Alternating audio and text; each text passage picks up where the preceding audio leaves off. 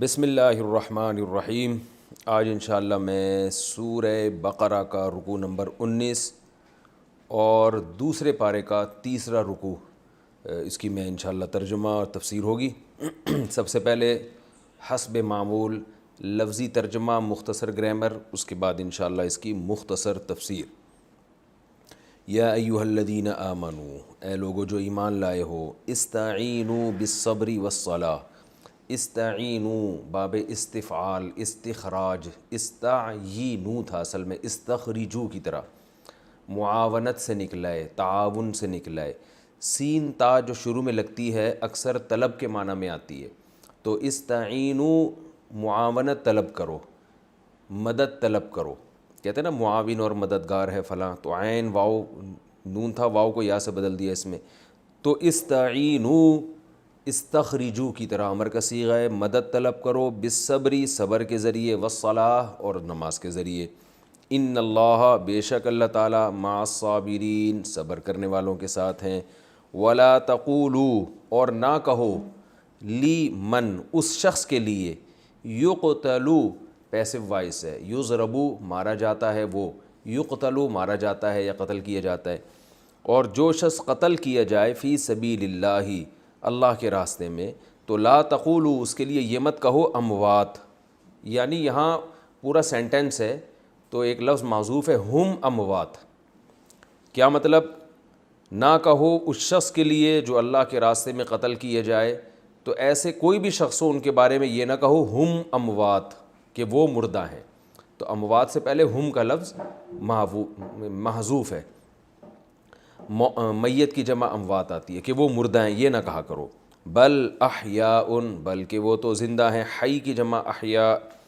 ولیکن لیکن لا تشعرون تمہیں شعور نہیں ہے، تمہیں نہیں پتہ ان کی حیات کا۔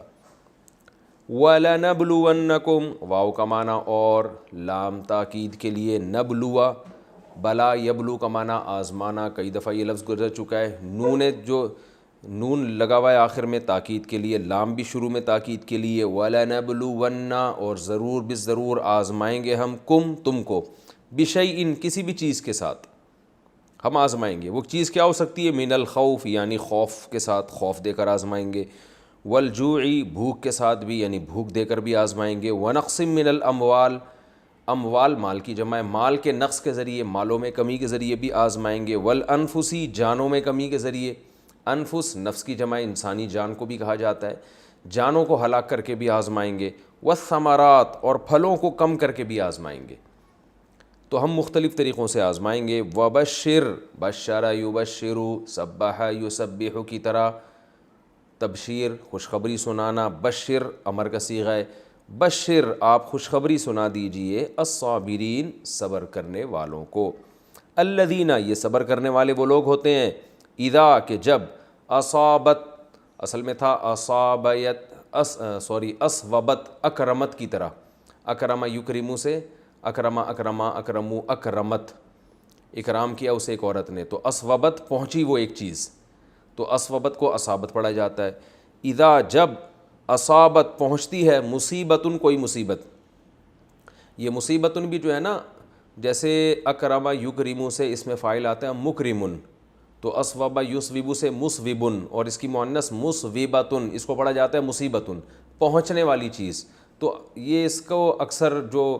انسان کو جو پریشانی آتی ہے نا، اس کے معنی میں یہ لفظ استعمال ہوتا ہے۔ جب انہیں کوئی مصیبت پہنچتی ہے، قالو تو یہ کہتے ہیں، انا اصل میں تھا انا نا بے شک ہم، للہ اللہ ہی کے لیے ہیں، وانا اور بے شک ہم، الیہ راجعون اسی کی طرف راجعون رجوع کرنے والے ہیں، لوٹنے والے ہیں۔ اولئک یہ ہیں وہ لوگ، علیہم کہ ان کے اوپر، صلوات من ربہم اپنے رب کی طرف سے خاص رحمتیں ہوں گی۔ صلاۃ خاص رحمت کو بھی کہا جاتا ہے، اور صلوات اس کی جمع آتی ہے، ان کے رب کی طرف سے خاص رحمتیں ہوں گی، ورحمتن اور عام رحمت بھی، جو رحمت جسے کہتے ہیں تفسیر میں اس کی ڈیٹیل میں بتاؤں گا انشاءاللہ۔ وَأُولَئِكَ اور یہی لوگ ہیں، ہم المہتدون یہی ہیں اصل ہدایت یافتہ لوگ۔ اہتداء کا معنی ہدایت حاصل کرنا، مہتدون اس میں فاعل ہے، اصل میں تھا مہتدیون۔ ان الصفا بے شک صفا والمروہ اور مروہ، الحمدللہ، بے شک صفا اور مروہ من شعائر اللہ، اللہ کے شاعر میں سے ہیں۔ شعیرہ یہ گزر چکا ہے پہلے، بڑی نشانی کو کہا جاتا ہے، کسی بھی خاص قوم کا کہتے ہیں نا شعار ہے یہ، جیسے ہندوؤں کا شعار کیا ہے، وہ خاص دن میں سب وہ کیا کہتے ہیں اس کو، ان کا جو مخصوص دن ہوتا ہے جس میں بڑے رنگ بنگ بکھیر رہے ہوتے ہیں وہ، تو وہ مناتے ہیں، یہ ہندو ہونے کی علامت ہے، یعنی کسی بھی قوم کی کوئی خاص علامت ہو تو وہ اللہ تعالیٰ فرماتے ہیں صفا اور مروہ یہ جو دو پہاڑیاں ہیں اللہ کے شاعر اللہ میں سے ہیں، اللہ کے خاص نشانیوں میں سے ہیں۔ فمن پس جو شخص بھی حج البیتا بیت اللہ کا حج کرے، او اعتمرا یعتمرو باب افتعال، اکتسب یکتسب، اس کا معنی ہوتا ہے عمرہ کرنا، او اعتمرا تھا ملا کے پڑھتے ہیں، الف سائلنٹ ہو جاتا ہے، او اعتمرا، پس جو بھی بیت اللہ کا حج کرے گا یا عمرہ کرے گا، فلا جناح علیہ، اس پر کوئی گناہ نہیں ہے۔ کیا کوئی گناہ نہیں ہے بھائی؟ ان یہ اس بات کا کہ یطوفا، اصل میں تھا یہ یتطوفو، یتکلفو باب تفعل، تو یتطوفو کو پڑھا جاتا ہے یطوفو، اس طرح ملا دیا اس کو، تو فلا جناح علیہ، اس پر کوئی گناہ نہیں ہے، ان یطوف بہما، کے چکر لگائے وہ ان دونوں پہاڑوں کے، کوئی گناہ نہیں ہے اس میں۔ ومن تطوع، اور جو شخص بھی تطوع، تطوع عربی میں کہتے ہیں کوئی اضافی نیکی کو۔ آپ نے دیکھا ہوگا سعودی عرب میں جو پہلے شرطے ہوا کرتے تھے جو لوگوں کو نماز کا حکم دیتے تھے، دکانیں بند کراتے تھے، ان کو مطوع کہا جاتا تھا، مطوع، تو یعنی جو اللہ کے نیک بندے یا نیکی کرنے والے۔ تو تطوع باب تکلف، باب تفعل، تکلفہ کی طرح، اس کا معنی ہوتا ہے اضافی کوئی خیر کرنا، کوئی نیکی کرنا۔ ومن تطوع خیرا، کوئی بھی اضافی نیکی کرے گا، خیر کرے گا، فإن اللہ، تو بے شک اللہ تعالیٰ، شاکرن، دیکھیں شاکر کا معنی اصل میں ہوتا ہے شکر کرنے والا، تو جب اس کی نسبت انسان کی طرف ہوتی ہے تو اس کا معنی ہوتا ہے شکر کرنے والا، جب اللہ کی طرف نسبت ہو تو اس کا معنی شکر کرنا نہیں ہوتا بلکہ کسی کے عمل کی قدر کرنے والا۔ دیکھیں جو آدمی شکر گزار ہوتا ہے وہ بھی قدردان ہوتا ہے نا، آپ پر کسی نے احسان کیا، آپ نے اسے احسان کا بدلہ دیا، تو ہم کہتے ہیں بھائی یہ اس نے اس کے احسان کی قدر کی ہے، نعمت کی قدر کی ہے، تبھی تو اس کا بدلہ دیا۔ تو انسان جب بدلہ دیتا ہے تو اس کو قدردان کے بجائے شکر گزار کہتے ہیں۔ اللہ جب بدلہ دیتا ہے تو شکر نہیں، اللہ شکر کیوں ادا کرے گا، تو بلکہ اس کو قدردان کہا جائے گا کہ اس نے ہمارے عمل کی قدر کی ہے۔ تو اس لیے شاکر کا ترجمہ جب اللہ کی طرف نسبت ہو تو اس کا معنی شکر گزار سے نہیں ہوگا بلکہ اس کا معنی قدردان، آپ کے یعنی آپ کے چھوٹے عمل کو بڑی ویلیو دینے والا۔ تو اللہ فرماتے ہیں بے شک اللہ تعالیٰ قدردان ہے، آپ کے چھوٹے سے عمل کو بہت زیادہ ویلیو دیتا ہے، علیم، جانتا بھی ہے۔ ان الذین، بے شک وہ لوگ، یکتمون، کتم یکتمو کا معنی کئی دفعہ آ چکا ہے، یکتمون چھپانا، بے شک وہ لوگ جو چھپاتے ہیں، ماں اس چیز کو، انزلنا جو ہم نے نازل کی، من البینات واضح دلائل، جو ہم نے واضح دلائل حق کے نازل کیے ہیں، جو لوگ اس کو چھپاتے ہیں، والہدا، اور ہدایت کو چھپا دیتے ہیں، من بعدی، بعد اس کے کہ، من بعدی ماں، یہ پورا ایک لفظ ہے، بعد اس کے کہ، بیناہ، بین یبین، سبح یسبح کی طرح، بینا، سبحنا، بینا کا معنی بیان کر دیا، بعد اس کے کہ ہم نے اس کو بیان کر دیا ہے، للناسی، لوگوں کے لیے، فی الکتاب، کتاب میں، آسمانی کتاب میں ہم بیان بھی کر چکے ہیں، اس کے باوجود وہ لوگ اس کو چھپاتے ہیں۔ اولئک، یہ وہ لوگ ہیں، یلعنہم اللہ، لعن یلعن، لعنت بھیجنا، ان پر لعنت بھیجتا ہے اللہ بھی، ویلعنہم اللاعنون، لاعن لعنت بھیجنے والا، جیسے قاتل قتل کرنے والا، ضارب مارنے والا، تو لاعن لعنت بھیجنے والا، لاعنون اس کی جمع آتی ہے، ویلعنہم اللاعنون، اور تمام لعنت بھیجنے والے ایسے لوگوں پہ لعنت بھیجتے ہیں۔ الا الذین تابوا، سوائے ان لوگوں کے جنہوں نے توبہ کر لی، واصلحوا، اصلح یصلح اصلاحا، کسی بھی چیز کو درست کر لینا، کوئی چیز خراب تھی اس کو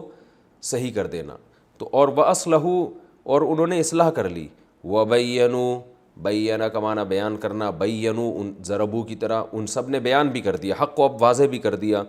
فاولئک، پس یہ وہ لوگ ہیں، اتوب علیہم، اتوب انصروا کی طرح، تو ان کی توبہ میں قبول کرتا ہوں، وَأَنَا، اور میں تو ہوں ہی، التواب، بہت زیادہ توبہ قبول کرنے والا، الرحیم، اور بہت زیادہ رحم کرنے والا۔ ان الذین کفروا، بے شک وہ لوگ جنہوں نے کفر کیا، وماتوا، اور مر گئے، وہم کفار، اس حال میں کہ وہ کفار ہی تھے، توبہ کے بغیر مر گئے، کافر کی جمع کفار، اولئک، یہ ہیں وہ لوگ، علیہم لعنت اللہ، جن پر اللہ کی لعنت ہے، والملائکتی، اور فرشتوں کی لعنت ہے، والناسی، اور لوگوں کی لعنت ہے، اجمعین، ان سب کی۔ یہ اجمعین کہتے ہیں تمام، اجمع کا معنی ہوتا ہے سب کے سب، ٹوٹل، کلہم، کلہم کے معنی میں ہے یہ، تو اجمعین، ان سب کی لعنت۔ یاد رکھیں اس کا یہ مطلب نہیں ہے کہ تمام لوگوں کی ان پر لعنت، تمام لوگ تو نہیں کرتے نا لعنت، تو الناس کا مطلب اس کا تعلق اجمعین کا اس سے ہے کہ اللہ کی بھی، فرشتوں کی بھی، لوگوں کی بھی، ان تینوں کی ہے۔ ایسا نہیں ہے کہ اللہ کی ہے اور فرشتے نہیں ایسے لوگوں پہ لعنت بھیجتے، یہ نہیں ہے، یا انسان نہیں بھیجتے، بلکہ جو بھی صحیح لوگ ہیں اور یا فرشتے ہیں یا اللہ، ان سب کی ان پر لعنت ہوتی ہے۔ خالدین فیہا، یہ اس لعنت میں ہمیشہ پڑے رہیں گے۔ لا یخفف عنہم، خفف یخفف، تخفیفاً کا معنی ہوتا ہے کمی کرنا، یہ لفظ میں پہلے کئی بار ڈیفائن کر چکا ہوں۔ ان پر کمی نہیں کی جائے گی ان سے العذاب، عذاب کو، ولا ہم، اور نہ ہی یہ ایسے ہوں گے، ینظرون، انظرا ینظر انذاراً، اس کا معنی ہوتا ہے کسی کو مہلت دینا،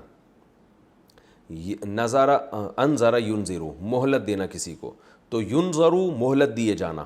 پیسو وائس ہو جائے گا، تو ولا ہم ینظرون، اور نہ ان کو مہلت دی جائے گی۔ وَإِلَٰهُكُمْ، اور تمہارا جو معبود ہے، الہ واحد، ایک معبود ہے، لا الہ الا ہو، کوئی معبود نہیں ہے سوائے اس اللہ کے، الرحمن، بڑا مہربان ہے، الرحیم، نہایت رحم کرنے والا ہے۔ یہ تو اس رکوع کا لفظی ترجمہ اور مختصر گرامر ہو گئی۔ اب ہم اس کی تفسیر کی طرف چلتے ہیں۔ آپ کو پتہ ہے کہ پچھلے جو 4 رکوع سے مسلسل ایک ہی ٹاپک چل رہا تھا، تحویل قبلہ، اور کیونکہ یہ بہت بڑا حکم تھا، ہمیں ایسا لگے گا کہ پتہ نہیں اللہ میاں ایک ہی بات کو بار بار کیوں ریپیٹ کر رہے ہیں۔ اس کی وجہ یہ کہ ہم اس ماحول میں نہیں ہیں، جس پہ گزرتی ہے اس کو بار بار تسلیوں کی ضرورت ہوتی ہے۔ وہ تسلی آپ کسی تھرڈ پرسن کے سامنے ریپیٹ کریں گے، وہ کہے گا یار پتہ نہیں کیوں اتنی تسلیاں دی جا رہی ہیں، اس لیے کہ وہ بھگتا نہیں ہے اس چیز کو۔ تو کیونکہ قبلہ کا چینج کرنے کا مطلب کہ اسلام کا مرکز ہی پورا چینج ہو گیا، تو اس لیے اللہ تعالیٰ نے بار بار تحویل قبلہ کے بارے میں مسلمانوں کو تاکید بھی دی کہ بار بار حکم بھی دیا کہ جہاں بھی جاؤ گے خانہ کعبہ کی طرف رخ پھیرنا ہے، چاہے یہود و نصارہ کو کتنی تکلیف ہو، کتنی اذیت ہو۔ وَمِنْ حَيْثُ خَرَجْتَ فَوَلِّ وَجْهَكَ شَطْرَ الْمَسْجِدِ الْحَرَامِ، جہاں بھی جاؤ گے مسجد حرام کی طرف رخ کرنا ہے، یہ جو مرضی کرتے رہیں، اور یہ اللہ کا اٹل فیصلہ ہے، اور ابراہیم علیہ السلام نے اصل میں اسی کو کعبہ کو بنایا تھا۔ تو اسی مضمون کی تکمیل کے طور پر اللہ نے اب مسلمانوں کو صبر کی تلقین کی ہے کہ تمہیں یہ ٹینشنیں ملتی رہیں گی، زبان سے بھی اور بھی بہت ساری پریشانیاں، تو انہی پریشانیوں میں سے کچھ پریشانیوں کا ذکر ہے، اور شروع میں صبر کی تلقین ہے۔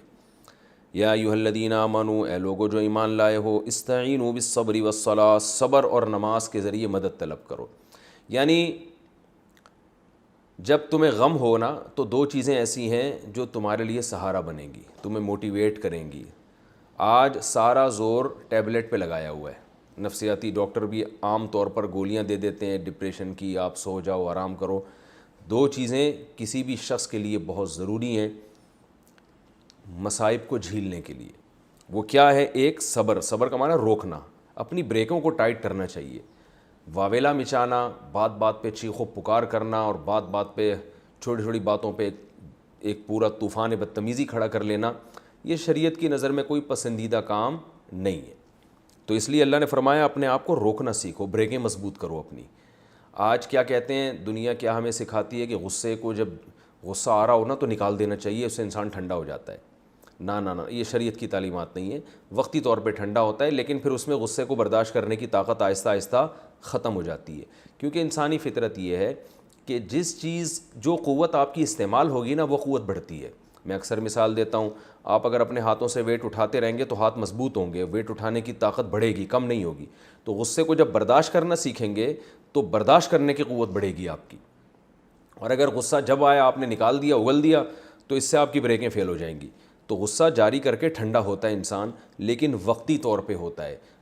اندر سے وہ بگڑتا رہتا ہے۔ تو اس لیے اسلام میں غصہ پینے کے فضائل ہیں، غصہ جاری کرنے کی کوئی فضیلت نہیں ہے۔ ہاں کوئی مجبوری ہو، اور بعض احکام ایسے ہیں جہاں غصہ جاری کر دینا جائز ہے، لیکن نارملی جو عمومی جو حکم ہے غصہ پینا، تو صبر اس کے ذریعے مدد طلب کرو، والصلاۃ، اور نماز کے ذریعے۔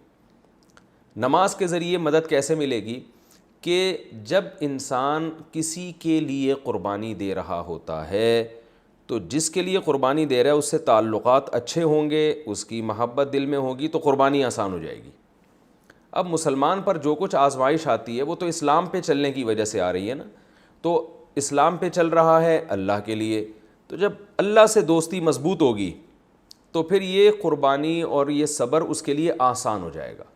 اور اللہ سے دوستی کا بہترین ذریعہ نماز ہے، کیونکہ آپ جیسے ہی نماز سے باہر نکلتے ہو نا، آپ کے سگنل پوری دنیا سے بحال ہو جاتے ہیں، ہر خبر آپ سنتے ہو، ہر چیز آپ اپنی آنکھوں سے دیکھتے ہو، لیکن جیسے ہی تکبیر تحریمہ کہہ کے آپ نیت باندھتے ہو تو ساری دنیا سے رابطہ آپ کا منقطع، تو اللہ سے رابطہ آپ کا بحال ہو جاتا ہے۔ تو انسان کی فطرت ہے جس چیز کے ساتھ زیادہ ٹائم گزارتا ہے اس سے محبت بڑھتی ہے۔ میں لوگوں کو مثالیں دیتا ہوں نا، گدھا بھی پال لیں گے نا، تھوڑے دنوں میں اس سے بھی محبت ہو جاتی ہے انسان کو۔ تو کوئی حسین، کوئی خوبصورت بچہ لے کے پالیں گے،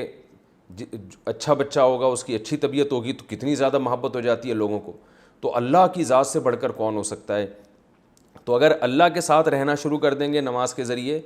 تو بہت زیادہ محبت اللہ تعالیٰ سے پیدا ہو جائے گی، اور آپ کو یہ احساس ہوگا کہ یہ دنیا دار فانی ہے۔ تو اس لیے اللہ نے فرمایا، ہم نے دیکھا ہے بڑے بڑے بزرگوں کو جب کوئی ٹینشن ہوتی تھی نمازیں شروع کر دیتے تھے، وہ نماز میں ان کا دل پھر اور زیادہ لگتا تھا۔ تو یہ انسان کے لیے بہترین تسلی کی چیز ہے۔ غیر مسلموں کے پاس یہ نعمت نہیں ہے، وہ بس گولیوں کے علاوہ اور تھوڑی بہت ان کو موٹیویشن مل جاتی ہے، باقی کوئی ان کے پاس موٹیویشن کا ذریعہ نہیں ہے۔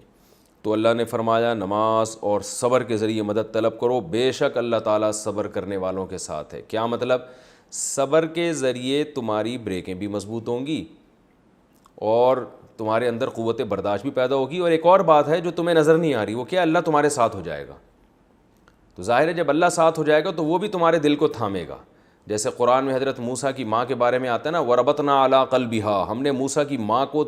کے دل کو تھام لیا۔ ان کادت لتبدی بہ، حضرت موسیٰ کی ماں نے جب بچے کو صندوق میں ڈالا اور وہ صندوق فرعون کے محل میں گیا، تو اب حضرت موسیٰ کی ماں کا دل چاہ رہا تھا میں جا کے بتا دوں کہ میرا بچہ ہے، بتا دیتی تو ظاہر ہے وہ قتل کر دیتے۔ تو ایسے موقع پر حضرت موسیٰ کی ماں نے کچھ صبر کیا اور اس کی برکت سے باقی کی توفیق اللہ نے دے دی۔ اللہ فرماتے ہیں کہ وہ قریب تھا کہ جا کے بتا دیتی، لیکن اب اللہ نے ان کے دل کو مضبوطی سے تھام لیا اور ان کو مزید برداشت کی طاقت پیدا کر دی۔ تو کچھ کام آپ کریں گے، باقی کام اللہ کرے گا، کچھ اللہ بھی آپ کے ساتھ ہو جائے گا، اس سے آپ کو مصیبتوں کو برداشت کرنا اور آسان ہو جائے گا۔ اور انسان کے لیے سب سے بڑی مصیبت ہے موت۔ دنیا میں آدمی ہر چیز برداشت کرتا ہے، موت کوئی نہیں چاہتا۔ تو اللہ نے اس سب سے بڑی مصیبت کا ذکر کیا کہ تم اگر اللہ کے لیے مصیبتیں برداشت کر رہے ہو اور تم پر مصیبتیں آ رہی ہیں تو یہ ناکامی کی علامت نہیں ہے، یہ تمہارے کامیاب ہونے کی دلیل ہے۔ اس لیے کہ جو سب سے بڑی ناکامی جس کو دنیا میں سمجھا جاتا ہے وہ موت ہے، تو اللہ کے لیے اگر کوئی مر بھی گیا نا تو وہ مرا ہی نہیں ہے، وہ تو حقیقت میں زندہ ہو گیا ہے، تو وہ تو اور زیادہ فضیلت کی چیز ہے۔ تو جب موت جیسی مصیبت بھی نعمت ہے تو چھوٹی موٹی مصیبتیں کتنی بڑی، وہ کیوں نعمت نہیں ہوں گی؟ تو اس لیے اللہ نے فرمایا وَلَا تَقُولُوا لِمَن يُقْتَلُ فِي سَبِيلِ اللَّهِ، جو اللہ کے راستے میں قتل کر دیے جائیں۔ اللہ کے راستے کا مفہوم بہت وسیع ہے، میدان جہاد میں لڑتے ہوئے، حق بیان کرتے ہوئے، کسی بھی طرح حق کی وجہ سے کسی کو شہید کیا جائے۔ حتیٰ کہ جو صحافی حق بیان کرتے ہیں اور صحیح باتیں کرتے ہیں، ان کو حق بیان کرنے کی وجہ سے قتل کر دیا جاتا ہے، تو وہ بھی اس فہرست میں داخل ہیں، کیونکہ جو بھی حق کی خاطر قتل کیا جائے گا وہ سارے اس میں داخل ہیں۔ اللہ فرماتے ہیں جو لوگ اللہ کے راستے میں قتل کر دیے جائیں ان کو مردہ مت کہو، بل احیاء، وہ زندہ ہیں، وَلَٰكِن لَا تَشْعُرُونَ، لیکن تمہیں شعور نہیں ہے۔ یاد رکھیں یہ جو اللہ تعالیٰ نے شہید کے بارے میں کہا کہ اس کو مردہ مت کہو، تو بذات خود فقہا یہ بیان کرتے ہیں کہ شہید کو مردہ کہنا بذات خود ایک جائز عمل ہے۔ تبھی حدیث میں بھی شہید کے لیے مقتول کا لفظ استعمال ہوا ہے، میت کا لفظ استعمال ہوا ہے، ماتا کا لفظ استعمال ہوا ہے کہ اس کا انتقال ہو گیا، تو یہ فی نفسی ہی جائز عمل ہے۔ یہاں جو قرآن میں کہا گیا ہے نا، اس کا مطلب یہ ہے کہ عام مردوں کی طرح مردہ مت کہو اس کو، وہ عام مردوں کی طرح نہیں ہے. مردہ سمجھ کے مردہ مت کہو اس کو, اور مردہ سمجھنے سے مراد جیسے عام مردے ہوتے ہیں, نا نا نا نا, بل احیا, وہ زندہ ہے. اب کیسی زندگی ہے, یہ چیز تمہاری عقل سے بالا تر ہے, کیونکہ ولاکن لا تشعرون, تمہیں شعور نہیں ہے, تمہارے عقل میں اللہ نے اتنی صلاحیت نہیں رکھی ہے کہ تم شہید کی زندگی کو پہچان سکو. تو اس لیے علماء نے فرمایا ہے کہ اس آیت میں اللہ تعالیٰ نے شہید کے بارے میں بتایا کہ شہید کو ایک خاص قسم کی زندگی ملتی ہے جو عام مردوں کو نہیں ملتی, اور وہ زندگی اتنی اعلیٰ زندگی ہے کہ وہ ہم اس کا ادراک نہیں کر سکتے. اور بعض علماء نے یہ بات بھی لکھی ہے کہ اسی طاقتور زندگی کے اثرات ہیں کہ اکثر اوقات مشاہدہ ہے کہ شہید کا جسم خراب نہیں ہوتا. میں نے خود شہید دیکھے, 6 مہینے بعد قبر کھولی گئی, بالکل جسم سلامت ہے اور خون سے خوشبو آ رہی ہے. تو یہ اسی شہادت کے بعض علماء کے نزدیک اثرات ہوتے ہیں, اسی زندگی کے اثرات ہوتے ہیں. تو لیکن یہ کوئی قاعدہ کلیہ نہیں ہے. تو بہرحال شہید کو ایک خاص قسم کی زندگی ملتی ہے, بہت طاقتور حیات ملتی ہے. اور بعض روایتوں میں یہاں تک بھی آتا ہے, اس کی سند کی مجھے پوری تحقیق نہیں ہے, کہ شہید کی باڈی کے ساتھ جو کچھ ہو رہا ہوتا ہے وہ دیکھ رہا ہوتا ہے. تو بہرحال اسے اللہ نے خاص زندگی دی ہے جو عام مردوں کی طرح نہیں ہے, اور وہ ہم اس کا ادراک پورے طور پر نہیں کر سکتے, اس لیے اللہ نے بتا دیا. تو یعنی ہمیں تو اس پہ ترس آئے گا, ہائے بیچارہ مر گیا, ہائے دنیا سے چلا گیا. دنیا سے چلا گیا کا مطلب نعمتوں سے محروم ہو گیا, تو اللہ فرماتے ہیں نعمتوں سے وہ محروم نہیں ہوتا, وہ تم سے زیادہ مزوں میں ہوتا, اسے طاقتور حیات ملتی ہے لیکن تمہیں اس کا شعور نہیں ہے. یہ سورہ یاسین میں ہے نا کہ وجاء من اقصى المدینة رجل یسعیٰ, کہ حضرت عیسیٰ علیہ السلام کے 3 قاصد گئے تھے کسی قوم کو سمجھانے کے لیے. تو وہ قوم ایمان نہیں لے کر آئی, تو شہر کے کنارے سے ایک شخص دوڑتا ہوا آیا اور قوم سے کہنے لگا ان کی باتوں پر ایمان لے آؤ. قوم نے اس شخص کو قتل کر دیا. قرآن کے الفاظ ہیں کہ جیسے ہی قتل کیا ہے اس کو, قال یا لیت قومی یعلمون, اس کی الفاظ کیا اس کی زبان سے نکلے, ہائے کاش میری قوم کو پتہ چل جائے, بما غفر لی ربی وجعلنی من المکرمین, کہ میرے رب نے میری خطاؤں کو بھی معاف کر دی اور مجھے کتنی عزت دی ہے. یعنی قوم تو سمجھ رہی ہے کہ ایک لاش پڑی ہوئی ہے, اور اس کے الفاظ یہ ہیں کہ کاش میری قوم کو پتہ چل جائے کہ اللہ نے مجھے کتنی عزت دی اور میں کتنے مزے میں ہوں, تو یہ سارے ایمان لے آئیں. یہ تو گویا لاش پہ میری یعنی افسوس کر رہے ہیں بندہ ہم نے مار دیا. تو اتنا بڑا اللہ نے شہید کو مقام دیا ہے کہ وہ عام مردوں کی طرح نہیں ہے. عام مردوں کے ساتھ الگ معاملات ہوتے ہیں, شہید کے ساتھ الگ معاملات ہوتے ہیں. تو اس کو جو موت کے بعد جو اس کی زندگی ہے وہ اس زندگی سے کروڑہ گنا اچھی ہوتی ہے. تو اس معنی میں کہا گیا کہ اس کو مردہ عام مردوں کی طرح مردہ مت کہا کرو. تبھی اللہ نے شہید کے لیے اسلام نے جو ہے نا ایک لفظ الگ سے وضع کیا ہے, شہید کا لفظ, جو دنیا میں کسی قوم کے پاس نہیں ہے. تو کیونکہ مردہ کہنے میں اس کی بے اکرامی ہے, کیونکہ لوگ اس کو عام مردوں کی طرح سمجھیں گے, تو اس لیے اسلام نے اس کو پروٹوکول دیا کہ جو حق کی خاطر جان دیتا ہے اس کو شہید کا لفظ کہا جائے گا. اور یہ اتنا مبارک مقدس لفظ ہے کہ اس لفظ میں وہ وحشت نہیں ہے جو کسی کو مردہ کہنے میں وحشت ہے. کہتے ہیں نا 3 آدمی مرے پڑے ہوئے تھے تو ایک دم وحشت ہوتی ہے, لیکن جب آپ کہتے ہیں تین جو ہے نا 3 شہید میں نے اپنی آنکھوں سے دیکھے, فوراً دل میں ان کی ایک قدر پیدا ہوتی ہے, یار یہ تو بڑے مبارک لوگ ہیں, شہید ہیں. تو یہ اتنا مبارک لفظ ہے کہ اب غیر مسلم بھی اسلام سے یہ لفظ ادھار لے کر اپنے مردوں پہ فٹ کر رہے ہیں. آپ دیکھیں ہندو فوجی جب ہلاک ہوتے ہیں تو ان کے لیے تو ہلاکت کا لفظ ہے,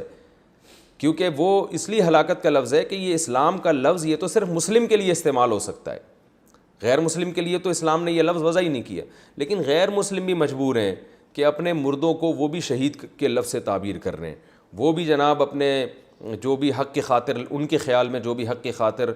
لڑکے قتل ہوتا ہے تو اس کے لیے شہید کا لفظ استعمال کر رہے ہیں وہ. تو اس لیے اللہ نے فرمایا کہ وَلَٰكِن لَا تَشْعُرُونَ, تو جب یہ اللہ کے راہ میں مرنا اتنا مبارک عمل ہے جو سب سے بڑی مصیبت ہے, تو چھوٹی موٹی مصیبتوں کی بھی ایک فضیلت ہے اور اس پہ صبر کرنے سے تمہیں ثواب ملے گا, کیونکہ وہ سب اللہ کی خاطر ہے. وَلَنَبْلُوَنَّكُمْ بِشَيْءٍ مِّنَ الْخَوْفِ, رہا یہ مسئلہ کہ اللہ تو ہمیں آزماتا کیوں ہے, ٹینشنیں دیتا کیوں ہے, پھر صبر اور نماز کی تلقین کرتا ہے, کسی کو کوئی قتل ہوتا ہے تو شہادت کے فضائل سناتا ہے, تو ہمیں ٹینشن دے ہی نہیں, دنیا میں ہی جنت کے مزے دے دے. تو اللہ نے اگلی آیت میں فرمایا نا ایسا نہیں ہو سکتا. وَلَنَبْلُوَنَّكُمْ, ہم تمہیں ضرور آزمائیں گے, مختلف طریقوں سے آزمائیں گے. سب کے ساتھ آزمائش ایک جیسی نہیں ہوگی، وہ مختلف طریقے کیا ہیں، بشیء من الخوف، خوف مسلط کر دیں گے تم پر دشمن کا، تم حق پر ہوگے لہذا دنیا تمہارے خلاف سازشیں کرے گی جس کی وجہ سے تم خوف میں رہو گے۔ اور آج دیکھ لینا کیا کچھ ہو رہا ہے دنیا میں، اہل اسلام کے خلاف ساری دنیا جانتی ہے، تو خوف مسلط رہے گا تمہارے اوپر، والجوع، بعض دفعہ بھوک مسلط ہو جائے گی، معاشی لحاظ سے تم کمزور ہونا شروع ہو جاؤ گے، ونقص من الاموال، مالوں میں کمی ہونا شروع ہو جائے گی، والانفسی، جانیں ہلاک ہونا شروع ہو جائیں گی، قتل و غارت شروع ہو جائے گی، والثمرات، تمہارے پھلوں میں کمی ہونا شروع ہو جائے گی۔ تو مختلف طریقوں سے تمہاری معیشت کو بھی نقصان پہنچے گا، تمہارا جانی نقصان بھی پہنچے گا، تمہارا امن بھی تباہ ہوگا، کیونکہ دنیا تمہارے پیچھے پڑے گی۔ اور یہ سب چیزیں انفرادی طور پر بھی ہو سکتی ہیں، فرد واحد کے ساتھ بھی ہو سکتی ہیں اور قومی سطح پہ بھی ہو سکتی ہے، لیکن اللہ نے فرمایا وبشر الصابرین، جو اس موقع پہ صبر کرے گا اے نبی آپ اس کو خوشخبری سنا دیں۔ لیکن یاد رکھیں نبی صلی اللہ علیہ وسلم نے اللہ سے صبر مانگنے سے اور مصیبتیں مانگنے سے منع کی ہے، یہ تو اللہ تعالیٰ کی طرف سے ہے، لیکن ہمیں حکم یہی ہے کہ ہم اللہ سے عافیت مانگیں، اے اللہ ہمیں آزمائشوں میں نہ ڈال، تو نے اگر ہمیں آزمانا بھی ہے تو ہمیں نعمتیں دے کے آزما، خوب نعمتیں دے ہمیں، اور پھر اس میں ہمیں شکر کی توفیق عطا فرما، یہ دعا مانگنی چاہیے اللہ تعالیٰ سے۔ آگے اللہ نے صبر کرنے والوں کی ایک علامت بیان کی ہے، اور ایسی علامت بیان کی ہے کہ وہی علامت صبر کا ذریعہ بھی ہے، مصیبتوں کو برداشت کرنے کا ایک بہترین ایک دوا بھی ہے۔ فرمایا الذین، یہ وہ لوگ ہیں، صابرین کسے کہتے ہیں، اذا اصابتہم مصیبہ، جب ان کو کوئی مصیبت پہنچتی ہے، قالوا، تو یہ کیا کہتے ہیں، انا للہ، ہم اللہ کے لیے، اللہ کے غلام ہیں، تو مالک کو حق ہے کہ وہ غلام کے ساتھ جیسا چاہے سلوک کرے، ہم پہ ہماری مرضی نہیں چلے گی، ہم تو غلام ہیں، تو غلام پہ آقا کی مرضی چلتی ہے۔ دیکھیں یہ جانوروں کو ہم جب پالتے ہیں نا تو ان پہ ہماری مرضی چلتی ہے، گھوڑے کی لگام ہمارے ہاتھ میں ہوتی ہے، تو اب گھوڑا ہمارے حساب سے چلتا ہے، اپنے حساب سے چلے گا، ہم مار کے پھینک دیں گے اس کو، ذبح کر کے پھینک دیں گے اس کو، کیونکہ ہم نے اس کو خریدا ہے، ہم اس کے مالک ہیں۔ تو اب گھوڑے کو یہ اعتراض کا حق نہیں ہے کہ بھائی مجھے ادھر کیوں لے کے جا رہے ہو، مجھے ادھر کیوں لے کے جا رہے ہو، مجھے پہاڑوں پہ کیوں چڑھا رہے ہو، مجھے پہاڑ سے نیچے کیوں اتار رہے ہو، مجھے دریا کیوں پار کروا رہے ہو۔ تو گھوڑے کو اگر یہ اعتراض کرے تو گھوڑے سے کہا جائے گا بھائی تجھے خریدا ہے تیرے مالک نے، وہ تیرا مالک ہے۔ تو ہمیں گھوڑے پر اتنی ملکیت نہیں ہے جتنی اللہ کو ہماری ذات پہ ملکیت حاصل ہے، لہذا کچھ بھی ہو رہا ہے تو ایمان والے یہ سوچ کے صبر کرتے ہیں انا للہ، ہم اللہ کے غلام ہیں، بھائی ہم پہ ہماری مرضی تھوڑی چلے گی، بلکہ ہم پہ اللہ کی مرضی چلے گی، ورنہ ہر انسان چاہتا ہے دنیا میں کوئی غم آئے نہیں، سارے مسئلے پورے ہوں، پوری دنیا کا بادشاہ میں بن جاؤں، سب سے زیادہ پیسہ میرے پاس، سب سے خوبصورت میں ہوں، سب سے زیادہ جوانی میرے پاس، سب کچھ میرے مسئلے حل ہو جائیں، تو ہر آدمی چاہتا ہے، تو ہوگا ایسا نہیں، تو ہم پہ ہماری مرضی نہیں اللہ کی چلے گی، یہ سوچ کے صبر کرتے ہیں۔ وَإِنَّا إِلَيْهِ راجعون، اور ہم نے جانا بھی اس کے پاس ہے۔ یہ اگلے جملے میں اور تسلی ہے، کیا مطلب کہ اللہ نے وعدے کیے ہوئے ہیں کہ صبر کرو گے تو میں تمہیں اجر دوں گا، تو ہم نے جب جانا اس کے پاس ہے تو ہم اس کو خوش کر کے جائیں نا، تاکہ ہمیں نوازے وہ، تو خوشی اسی میں ہے کہ صبر کر لو۔ تو یہ دو جملے سوچ کے ان کو تسلی مل جاتی ہے۔ آج یہ انا للہ و انا الیہ راجعون لوگوں کی زبانوں پہ تو بہت ہوتا ہے، لیکن مفہوم دماغ میں نہیں ہوتا، چیخ بھی رہے ہوتے ہیں انا للہ و انا الیہ راجعون بھی پڑھ رہے ہوتے ہیں، اور واویلا بھی کر رہے ہوتے ہیں، اور سارے الٹے کام کر رہے ہوتے ہیں مصیبت میں، اور آخر میں انا للہ و انا الیہ راجعون کہہ دیتے ہیں۔ تو یہ سوچ کے یہ الفاظ کہنے کی فضیلت ہے، ایسے ہی زبان سے کہنے کا کوئی خاص فائدہ نہیں ہے اس میں، سوچ کے کہ ہم اللہ کے غلام ہیں اور ہم نے اسی کی طرف لوٹ کر جانا ہے، اور ہمیں اس پر وہ اجر دے گا۔ حدیث میں آتا ہے کہ مسلمان کو ایک کانٹا بھی اگر لگتا ہے تو آپ صلی اللہ علیہ وسلم نے فرمایا حتی الشوکۃ یشاکھا، صحیح حدیث ہے، اس پہ بھی اس کا گناہ معاف ہوتا ہے، ایک کانٹے کے بدلے میں بھی، اور اگر اس کے اعمال میں گناہ نہیں ہو تو اس کے نیکیوں میں اضافہ ہو جاتا ہے۔ اور ایک حدیث میں آتا ہے آپ صلی اللہ علیہ وسلم نے فرمایا قیامت کے دن ایک شخص آئے گا، دیکھے گا میزان میں اتنی نیکیاں، اتنا اجر، وہ کہے گا میں نے تو نہ اتنی تہجد پڑھی، نہ اتنے روزے رکھے، یہ نیکیاں کہاں سے آئیں؟ تو اسے بتایا جائے گا کہ تم کو فلاں موقع پر مصیبت پہنچی تھی، تم نے صبر کیا تھا، فلاں موقع پر تمہارے بچے کی موت واقع ہوئی، تم نے صبر کیا، فلاں موقع پہ تمہیں کانٹا لگا، تم نے صبر کیا، فلاں موقع پہ تمہیں فلاں شخص نے برا بھلا کہا، اس کی وجہ سے تمہیں جو ٹینشن ہوئی،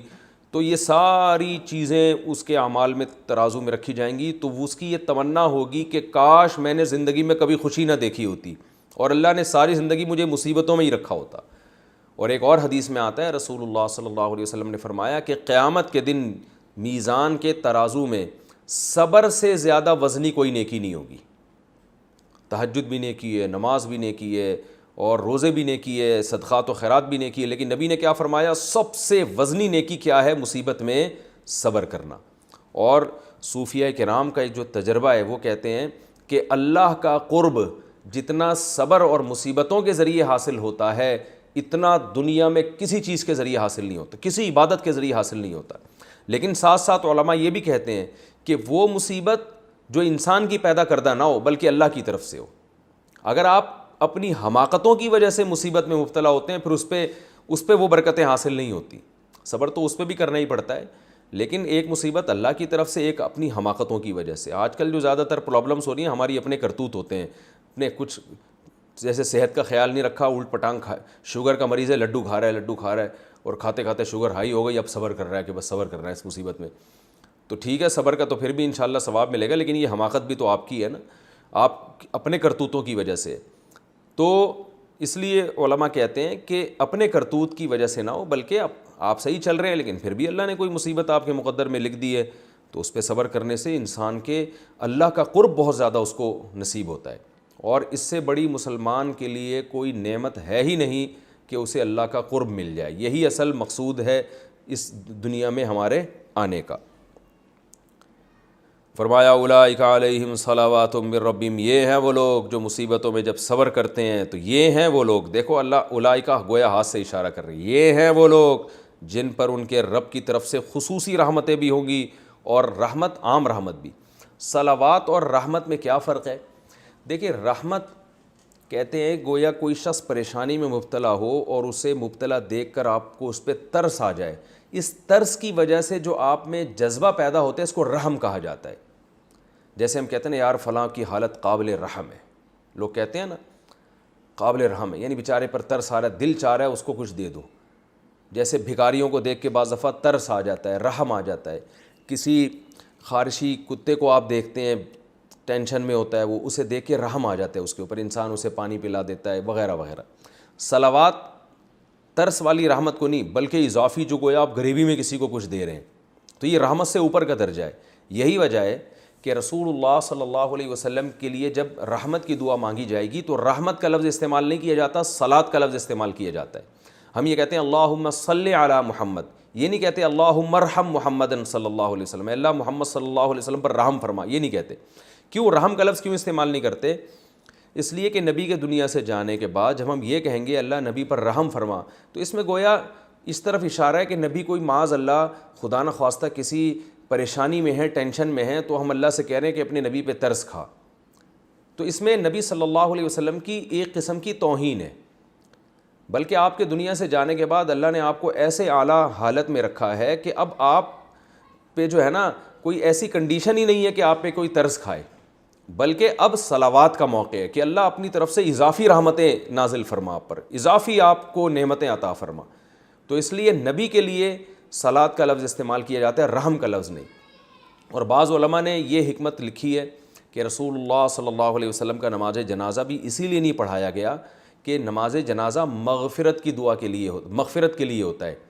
اور نبی انبیاء کے لیے مغفرت کی دعا جائز نہیں ہے, کیونکہ وہ جب دنیا سے جاتے ہیں ان کے اعمال میں گناہ ہوتا ہی نہیں ہے, تو ان کو مغفرت کی نہیں بلکہ اللہ کی اضافی رحمتوں کی ضرورت ہوتی ہے. تو اس لیے نماز جنازہ نبی کا ہوا ہی نہیں ہے بلکہ صلاۃ والسلام پڑھا گیا ہے. صحابہ جوق در جوق آتے تھے اور آپ صلی اللہ علیہ وسلم پر درود و سلام پڑھ کے چلے جاتے تھے. تو یہ بھی ایک حکمت بیان کی گئی ہے کہ آپ صلی اللہ علیہ وسلم کا جنازہ باقاعدہ کیوں نہیں ہوا جیسے نماز جنازہ ہوتی ہے. تو نماز جنازہ امتی کا ہوتا ہے کیونکہ امتی کو مغفرت کی دعا کی ضرورت ہے, لیکن انبیاء جو ہیں ان کا مقام ایسا ہے کہ اللہ نے ان کو اس سے اب مستثنیٰ کر دیا, یہ اللہ نے اپنی خاص رحمت کی ان کے اوپر. تو اس لیے عام امتی کے لیے رحمت کی دعا ہوگی اور نبی کے لیے صلاۃ کی دعا ہوگی, اللہم صلی علی, صلاۃ بھیج, صلی علی. البتہ علماء نے یہ بات بیان کی ہے کہ نبی کے ضمن میں امت کے لیے صلاۃ کی دعا جائز ہے. جیسے نبی کے لیے جب صلاۃ کی دعا کی نا تو اسی ضمن میں آپ امت کو شامل کر سکتے ہیں, اللہم صلی علی محمد وعلی آل محمد, یہ بھی کہہ سکتے ہیں, اور اللہم صلی علی محمد اے اللہ تو محمد صلی اللہ علیہ وسلم پر صلات بھیج اور آپ کی امت پر بھی. تو آپ کے ضمن میں تو یہ جائز ہے, الگ سے نبی کے علاوہ کسی کے لیے صلات کی دعا یہ ٹھیک نہیں ہے, اس لیے کہ آپ دوسرے کو وہ پروٹوکول دے رہے ہیں جو نبی صلی اللہ علیہ وسلم کا خاصہ ہے. تو ان کے تابع بنا کے تو دے سکتے ہیں, الگ سے جب کسی کے لیے دعا ہوگی چاہے کوئی کتنا بڑا بزرگ ہو تو اس کے لیے رحمت کی دعا ہوگی, اس لیے کہ کتنا بھی بڑا بزرگ ہو اس بات کا امکان ہے کہ مرنے کے بعد کسی ایسی حالت میں نہ ہو کہ وہ پریشانی میں ہو, تو اس لیے ان کے لیے دعا مانگی جائے گی. اللہم ارحم فلاں, اے اللہ تو فلاں پر رحم فرما. تبھی ہم بزرگوں کے ساتھ لگاتے ہیں رحمہ اللہ, اللہ ان پر رحم کرے, کیونکہ عین ممکن ہے کہ بیچارے کس حالت میں ہوں, یا یہ کہ نہیں بھی ہوں تو وہ چاہیں گے اللہ ہم پر ترس کھائے, کیونکہ میدان حشر کی سختیاں بہت زیادہ ہیں, قبر بہت سخت جگہ ہے. تو اس لیے عام چاہے کتنا بڑا بزرگ ہو ان سب کے لیے رحمۃ اللہ علیہ کہا جاتا ہے. پیغمبر کے لیے رحمۃ اللہ علیہ علیہ السلام یا علیہ الصلاۃ والسلام کہا جاتا ہے. تو اب یہ لفظ سمجھیں, اولئک علیہم صلوات من ربہم, اللہ فرماتے ہیں جو صبر کرتے ہیں ان پر اللہ کی اضافی رحمتیں بھی ہوں گی اور عام رحمت بھی. واولئک ھم المہتدون, اور یہ لوگ ہیں اصل ہدایت یافتہ. اصل جو کرائٹیریا ہے نا کسی کو ناپنے کا کہ کون کتنا ایمان میں تگڑا ہے, تو وہ پریشانی میں پتہ چلے گا کہ کس کا کتنا ایمان ہے. آگے جو آیتیں ہیں ان کا ایک شان نزول ہے. اسلام جب دنیا میں آیا تو زمانہ جاہلیت کی بہت سی رسومات کو ختم کر دیا. تو زمانہ جاہلیت میں جو صفا اور مروہ پہاڑی ہے جہاں حضرت ہاجرہ رضی اللہ تعالیٰ عنہ نے دوڑ لگائی تھی, تو زمانہ جاہلیت میں حج میں صفا مروہ کی سب سعی کیا کرتے تھے, تو یہ سعی صدیوں سے چلتی آ رہی تھی. اسلام جب دنیا میں آیا تو بہت سے صحابہ کو خیال ہوا کہ یہ ایک ایسے ہی ایک عجیب سی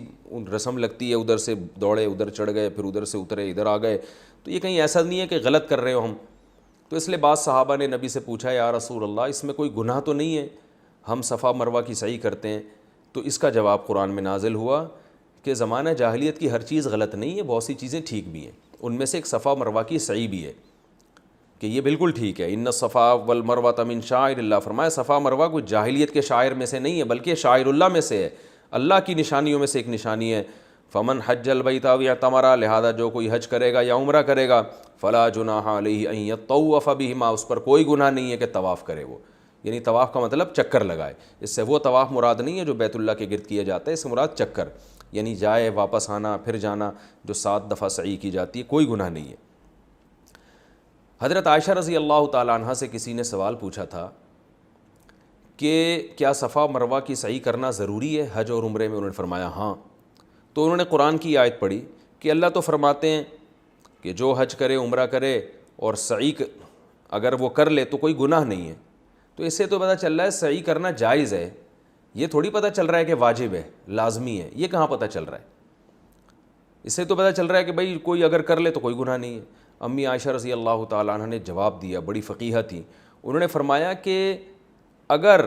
اس آیت کا یہ مطلب ہوتا کہ صفا مروہ کی سعی ضروری نہیں ہے تو آیت کا انداز یہ نہیں ہوتا فلا جناح علیہ ان یطوف بہما, کہ اس پر کوئی گناہ نہیں ہے کہ ان کا چکر لگائے, بلکہ آیت یوں ہوتی فلا جناح علیہ اللہ یطوف بہما, کہ اس پر کوئی گناہ نہیں ہے کہ ان کا طواف نہ کرے. یہ بڑی ذہانت کی بات ہے امی عائشہ رضی اللہ, اس کے لیے آئی کیو لیول بہت اونچا ہونا چاہیے. تبھی علماء کہتے ہیں امی عائشہ نے جو یہ جواب دیا نا ساحل کو, یہ آپ کے مینٹل اپروچ کی ایک مینٹل لیول بہت ہائی تھا آپ کا, یہ بڑی یعنی حکمت کی بات ہے. اس سے پتہ چلتا آپ بہت بڑی فقیہہ تھیں. اب میں اس کو تھوڑا سا سمجھاتا ہوں. کیا مطلب؟ دیکھیں عبادت کے بارے میں کبھی یہ انداز نہیں ہوتا کہ تم اگر نماز پڑھ لو تو تم پہ کوئی گناہ نہیں ہے. عبادت کا انداز تو یہ ہوتا ہے کہ تم نماز اگر نہیں پڑھو گے تو کوئی گناہ نہیں ہے, اور پڑھ لو تو ثواب کی بات ہے, یوں ہوگا نا. تو امی عائشہ نے اپنے اس جواب میں اشارہ کر دیا کہ اصل میں یہ ایک سوال کا جواب ہے. سوال یہ پوچھا گیا تھا کہ صفا مروہ کی سعی میں گناہ تو نہیں ملے گا, زمانے جاہلیت کی رسم ہے, تو اللہ نے فرمایا کوئی گناہ نہیں ملے گا. اس میں اس سے بحث ہی نہیں ہے کہ صفا مروہ کی سعی کرنا لازم ہے یا نہیں, یہ آیت اس سے خاموش ہے, وہ ہمیں حدیث سے پتہ چلتا ہے کہ لازم ہے. پھر امی عائشہ نے جواب یوں دیا کہ اگر یہ آیت یہ بیان کرنے کے لیے آتی نا صفا مروہ کی سعی لازم نہیں ہے, تو پھر یہ سٹائل تھوڑی ہوتا, یہ انداز تھوڑی ہوتا کہ کوئی گناہ نہیں ہے طواف نہ کرو, بلکہ یہ انداز ہوتا کہ کوئی گناہ نہیں ہے کہ طواف مت کرو, یعنی طواف کرنا ضروری نہیں ہے. تو امی عائشہ نے اس کو جواب دیا کہ یہ اصل میں ایک سوال کی طرف اشارہ ہے, اس سوال کے جواب میں کہا جا رہا ہے. تو اس سے پتہ چلتا ہے کہ قرآن و سنت کو سمجھنے کے لیے جو ہے نا